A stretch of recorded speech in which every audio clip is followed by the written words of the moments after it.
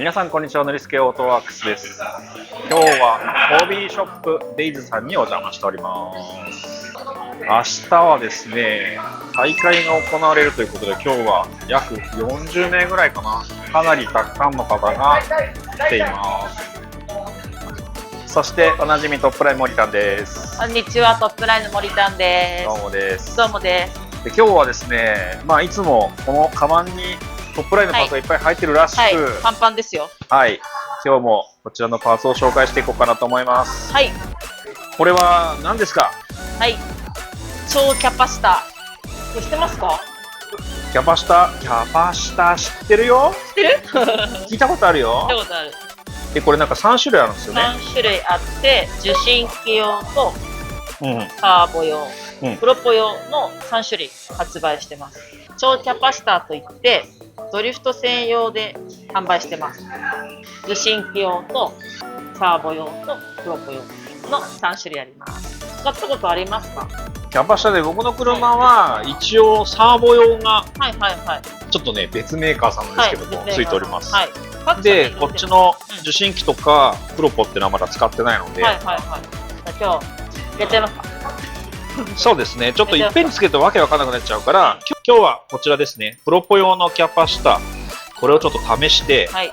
どんな効果があるのか、はい。丸裸にしたいと思います。わかるかな？これ、使う時の注意点とかなんかあります？注意点は、プロポはさんまさん、スタバさん、どっちですか？僕のはスタバ。スタバさん。全然、問題なく使えると思います。3ワ3使ってるユーザーの方も、そのまま問題なく使えると。問題なく使えます。はい。あとはあれかな、これ形がめっちゃ似てて、はいしかもコネクターが一緒なんで、はいこれ間違えて違うところに刺さらないようにしてください。はい。これなんかね、全部大きさが違うので、はい。多分容量が違いますよ容量ね。違うので、そういうことは、間違えたのを刺しちゃうと、ちょっと保証できないなと違うかも。いうところで、ちゃんとプロポ用はプロポに、サーボ用はサーボに使うようにしてください。はい。ということですね、まずキャパシタを使わない状態の走行を見ていただいて、はい。でその後にこちら、キャパシタをつけて、はいどのように変わったか、はいちょっと変化を見ていこうかなと思います。はい、よろしくお願いします。やってみよう。やってみよう。やってみよはい、ということで、まずキャパシタなしですね。デフォルトの状態、いってみようと思います。特にいつもと変わらないですね。当たり前か。でもジャイロはね、結構、今いい感じのセットになってるんですよね。だから、鈍感な僕がわかるかどうかですね。もうデイズの路面結構ね、意外と滑るんですよ。悪くないよ、全然。このプロポのフィーリングが変わるかどうかですね。ちなみにこれ今、撮影はモニタンです。悪くないですね。じゃあこれでですね、ちょっとキャパシタをつけてやってみようと思います。はい、こんな感じでつきました。これがキャパシタで、ここに挿して、で、バッテリーの配線をここに入れるという感じですね。先にピンクを入れて、先にピンクを入れて、バッテリーを入れて、こんな感じかな？こんな感じですね。こんな感じで入ります。はい、こんな感じで収納できます。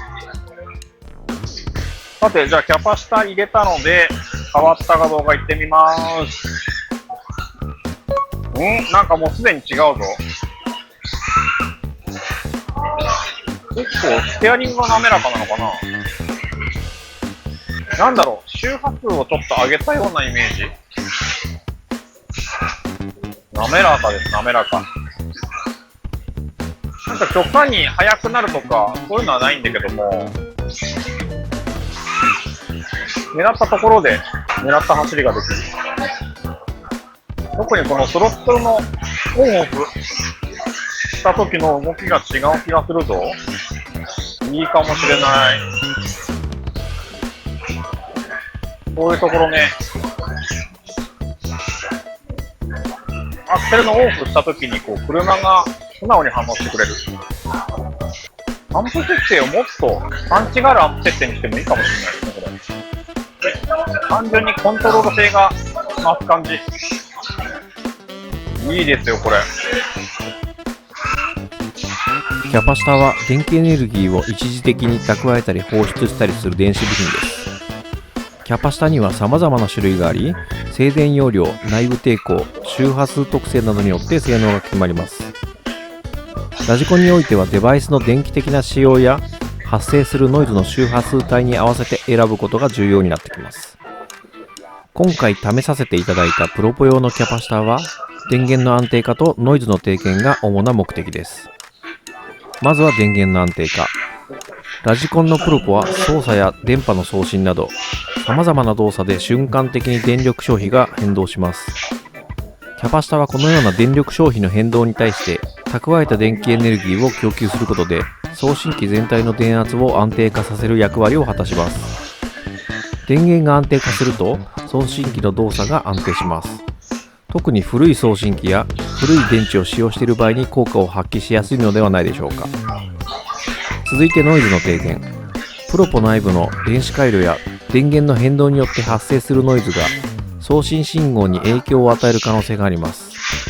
キャパシタはこれらのノイズ成分を吸収し、クリーンな電力を各回路に供給することで送信信号の品質が向上します。これにより操作中のレスポンスの向上や操作範囲の安定化につながる可能性があります。注意点としては、高性能で新しいプロポを使用している場合、内部でしっかりと電源管理が行われているため、外部にキャパシタを追加しても効果があまり体感できない可能性があります。もう一点は、違う種類のキャパシタを取り付けた場合、期待した効果が得られないだけでなく、最悪の場合、送信機の故障につながる場合があります。今お伝えした内容をしっかり理解した上で使用すると、すごく操縦性が上がり、すごく気持ちよく走ることができるようになると思います。はい、試乗してまいりました。はい、お疲れ様でした。こちらのキャパシタ。はい。なんかね、周波数を上げたような、そんなイメージだったかな、俺的には。ふわって感じ。ふわふわっていうよりも、なんか、入れた時にちゃんとついてくるし、抜いた時に車がちゃんと止まってくれるみたいな。だからすごくコントロール性が上がったような感じ。スムーズな感じ。そう、一応ここにレスポンスアップって書いてあるけども、だから要するに操作に対してちゃんと車動いてくれる。正直になる感じ。そう、そんなイメージかな。バッチリです。バッチリですか。そんな感じです。分かんなかったらどうしようかと思った。全く分かりませんって言われたらどうしようとか。でもそんな感じです。で、はい、まあ原理的には蓄電してその電圧が足んない時に放電してくれる感じのものになるので、だからよりなんか長く使ってるプロポとかの人はすごく効果を体感できるんじゃないかなと思います。はい、体感していただいてよかったです。はい、何も感じなかったって言われたらどうしようかなよかったです。バッチリです。まあ今日時間なくてちょっとこれだけだったんですけど、まあ、タイミングがあればまた違うキャパシタも試してみたいかな。はい、はい、ということで皆さんこちらのトップラインさんの超キャパシタ、はい、超でしたよ本当に。周りが笑って。超でしたよ。はい、はい、じゃあ本日の動画は以上となります。次回の動画でお会いしましょう。バイバーイ。バイバイしてる。みんなバイバイしてる。バイバーイ。